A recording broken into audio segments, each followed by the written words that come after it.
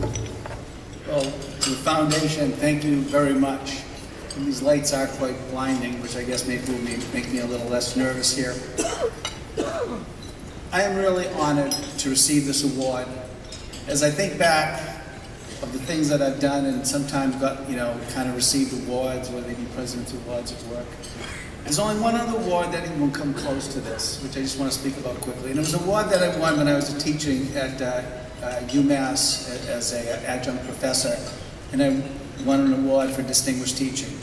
When you walk into my office at Bose, there's a couple, I'm sure many people have, a little thing here, a little plaque there, but on the center wall you will see that award sitting there. I don't think of mentoring as a chore. I don't wake up in the morning and say, who am I going to mentor today? In fact, I'm not as good as I should be in volunteering for formal mentoring jobs, but I will do the foundation. Mentoring is just something that I think we all do. And of course, it's getting this award is amazing because I know people in this room all do basically what I did, or what I'm being awarded to doing. One thing that I've always thought of, and I'm going to put a challenge out to the life science people, is how we gain knowledge. When I was in college studying engineering, I had to study a lot. I wasn't one of these people that could read the book and figure it all out quick. And it dawned on me, why is it so hard to learn this stuff when everybody else, or many people, know it? And we spend 25 years of our life learning a little tidbit of the knowledge, or more of our life, that other people know, so that we can do something useful. In my case, it was electrical engineering. So my challenge to the life science people, because I've always thought of this, is why can't we just get a needle and stick it in the head of a teenager and impart that knowledge and save them all the money and expense? And then, of course, we could move forward society, because without wasting all that time learning, they could just begin to use that knowledge. So until my colleagues in life science come up with that invention, unfortunately, we're going to be burdened with the learning process, which is part of the mentoring, what mentoring is part of. I commend LES for having the foundation to teach students, because when we do gain this knowledge that we spend so much time to gather and to learn, the other thing I view is that there are two ways we use it.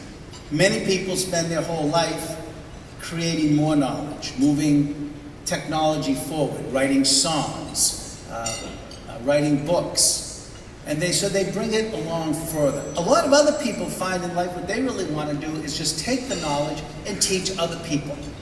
And many of us fall in between. And LES clearly works on the first one, because what are we about? Commercialization of intellectual property. We're about helping innovation.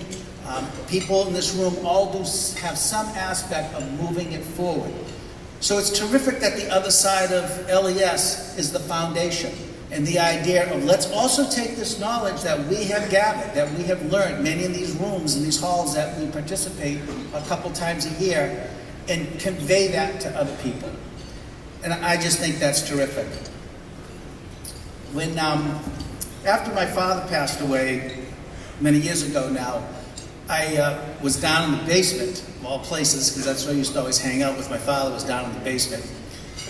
And I read a letter, and it was a congratulatory letter, a thank you letter actually, for all the time he had spent going into Boston and helping underprivileged kids. He never told us about this. He never told anybody in my family about this. Knowing my father, he took the MBTA, and there was a law course later in his life, and he did this, and he received this very nice letter.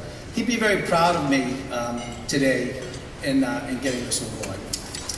So I'm going to conclude talking about this by stating that this award, I'm going to take that award that sits in the middle of my office, and I'm going to push it over 4 or 5 inches, and this one's going to sit right next to it, because that's how much this means to me.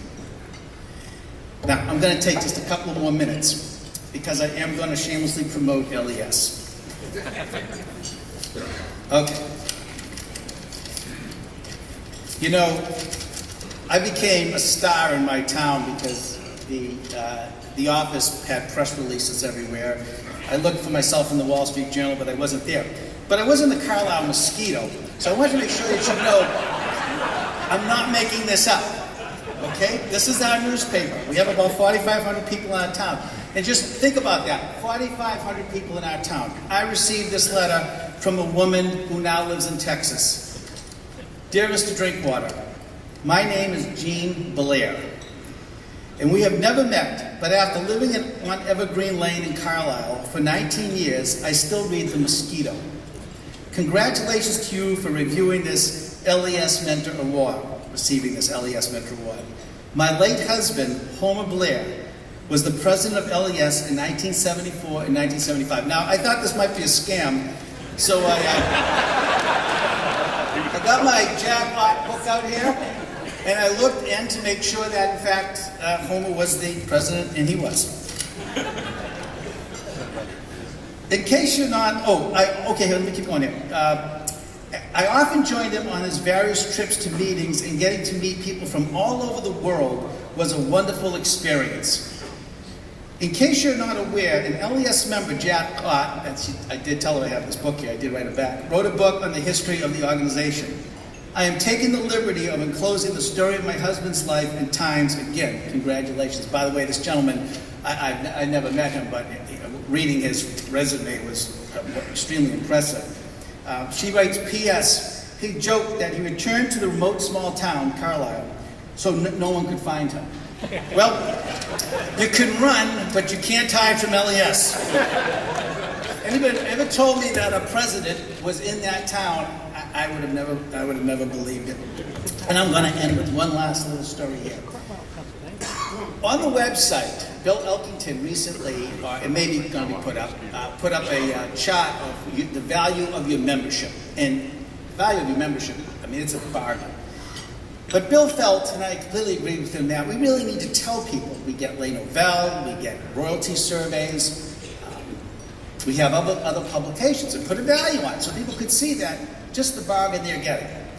So I thought that was really good. Well, there's another part of LES that I would have never have thought of. We all talk about networking. But recently, my oldest son decided to leave a full-time job, which of course, in these days, I'm thinking, are you crazy? To go to Moscow and teach English. And I drove him to the airport on a Tuesday, and I still hadn't heard from him. I was trying to Skype him on Thursday night. So on Thursday night, I'm getting kind of worried, I'm going to sleep, and I'm thinking, geez, what if he's in trouble? I mean, what do I need? And it dawned on me, I need a lawyer in Moscow. Then I thought, how am I going to get a lawyer in Moscow? And I thought, John Paul. LES, Mr. LES up, and my running buddy. So I get up around 11:05, and I send an email to John. 5 minutes later, John responds with 2 attorneys in Moscow. One of them may be in this audience, Sergio. I bumped into him, complete coincidence, last night. And then graciously, they both came back to me and said, whatever we can do to help your son, we'd love to. And I thought, wow. You know, how do you put a price on that? So again, thank you very much for this award, and it's just another benefit of being a member of this great community.